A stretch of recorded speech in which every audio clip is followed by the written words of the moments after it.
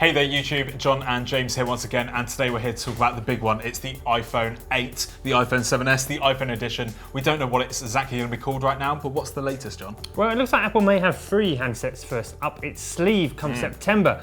We've got the iPhone 7s and 7s Plus, which are expected to be more incremental upgrades on from the 7 and 7s Plus last year. But then there's this mysterious potential iPhone 8, iPhone edition, iPhone anniversary edition, because this year marks 10 years since the original iPhone launched back in 2007. Who remembers that? You know, quite the stir it made. So people are wondering, people are rumouring, people are suggesting that Apple has got something quite special up its sleeve. So at the moment we're looking at screen sizes of 4.7 inch or 5 inch for the iPhone 7s, while the iPhone 7s Plus is probably going to be back to the 5.5 inch, which we've seen on the Plus model so far. And then it looks like it might be an even larger display for the iPhone edition or the iPhone 8, whatever we're going to call that at the moment. Of course, yeah. Rumoured to be 5.8 inches for that sort of special anniversary phone. 5.8 inches, really small bezels, potentially removing that home button from the front to maximise the space up front, so hopefully not making the handset any bigger than the Plus series. But yeah, also rumoured to be AMOLED display. Currently iPhones use LCD. They're not quite as colourful and poppy as the displays you see on the likes of the Samsung series, which have more vibrancy to them. So that is being rumoured. It will add a little bit of extra cost as well. But Definitely.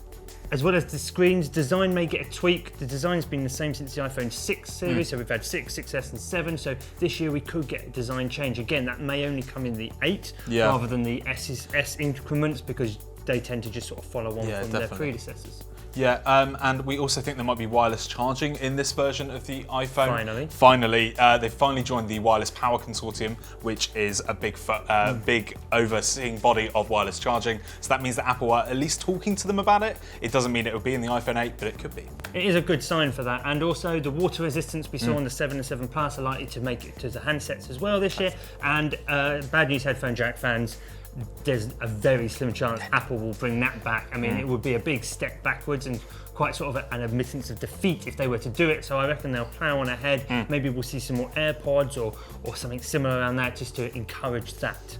Definitely. And with the iPhone 8, it looks like the fingerprint sensor may be inside the screen. Do you think that's going to happen?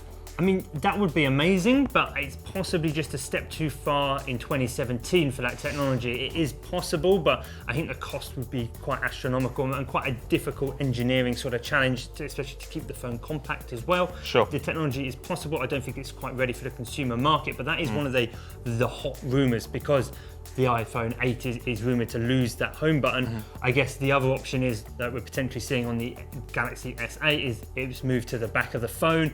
Lots of people do that, so it'd be interesting to see if they go that way. It would be a cool feature, but I don't think we'll see it this year. Yeah, and with the iPhone 7, they made a big push on the camera. They made a massive deal out of it. You've seen the adverts everywhere, all over public transport. It doesn't look like this model is going to be a big upgrade on that. It looks like, again, a single sensor on the iPhone 7s, a dual sensor on the iPhone 7s Plus, and then the iPhone 8 edition may have a few other little tweaks behind the scenes as well. We don't know all that much about that at the moment. Yeah, again, the S line is incremental, and we expect the cameras to be incremental. There'll probably be some updates to the ISP behind the scene and how it manages video editing and compression. So that'll be interesting, but yeah, nothing as blockbuster as last year's iPhones. And we think it's going to have iOS 11. It would make sense that it's going to launch with the latest version of iOS. Exactly what that's going to bring, we don't really know. We'll find out more though in a couple of months with Apple's WWDC event, which we'll be reporting from again as well, and that usually gives us a really good insight of what to expect later in the year from the new handsets. Yep, and the big question that everyone's really going to be interested in is price. Again, we think it will be the same, similar prices to the iPhone 7 and the iPhone 7 Plus. But that iPhone 8 or that iPhone edition, that is going to be very expensive. I would assume so. You're looking at maybe not as much as the Apple Watch edition, which is tens of thousands or several thousand, but it's going to be significantly more expensive if it does exist and it does come out. It will be sort of a collector's edition.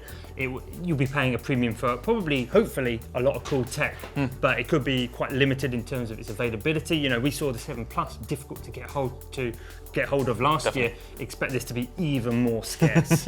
Definitely. And for release date, as we've already said, we think it will be launching in September, how Apple usually do it. Usually and then, the second week. Yeah, and then you've usually got about a 2-week wait until it actually comes out in shops. So thanks for watching this video. Please like and subscribe, and we'll see you again soon.